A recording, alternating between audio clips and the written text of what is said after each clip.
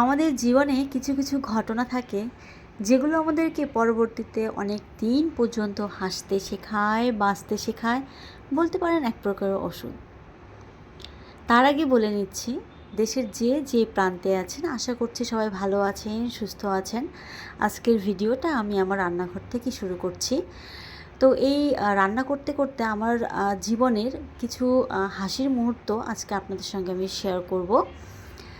তো এই ডালটা বিউলির ডাল নামে পরিচিত। এখানে মাছের মাথা দিয়ে রান্না করতে হয়। আর বাংলাদেশে আমি ডালটা কখনো খেয়েছি কি না আমার ঠিক মনে নেই, তবে এই ডালটার মতো হুবহু একটা ডাল আছে, ঠাকরির ডাল নামে পরিচিত। তো চলুন আপনাদের সঙ্গে আমার সেই হাসির মুহূর্তটা আপনাদের সঙ্গে একটু শেয়ার করি। 2015 কি 16 হবে। তো সেই সময় আমরা হোস্টেলে ছিলাম। আমরা বলতে আমি আর আমার 2 ভাস্তি, আমরা একই ম্যাচে থাকতাম। তো ওই সময় আমাদের এক জেঠি মারা যায়। তো জেঠি মারা যাওয়াতে আমাদের হিন্দুদের তো অনেক নিয়ম থাকে। তো 15 দিন পর্যন্ত আমাদের নিরামিষ খাওয়ার একটা নিয়ম থাকে।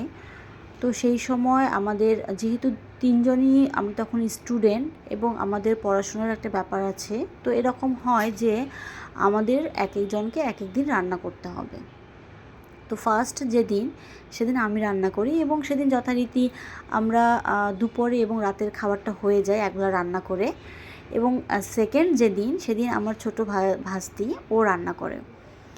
তো খেতে বসে ও যে ডালটা রান্না করে, তো ডালের দিকে অনেকটা সময় আমি তাকিয়েছিলাম এবং ভাবছিলাম যে কালকের ডালের কালার এবং আজকের ডালের কালারের মধ্যে অনেক পার্থক্য। তো ওকে জিজ্ঞেস করেছিলাম যে ডালটার কালারটা কালকের থেকে এরকম হলো কেন?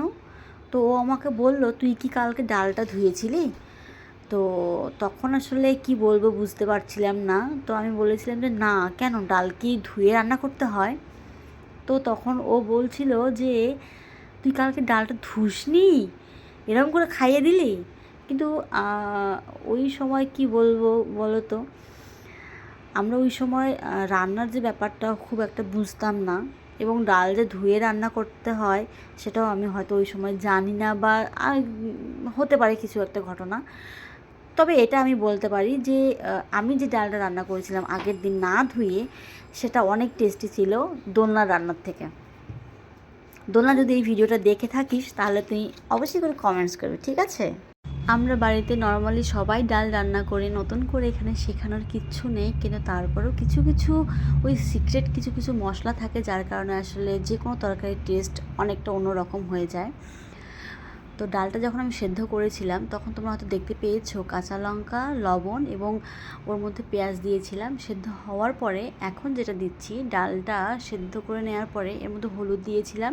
আর এই চামচে করে আমি 1 থেকে 1.5 ইঞ্চি মতো আদা আর 1 চামচ মৌরি সেটা বেটে নিয়েছিলাম পাটায়।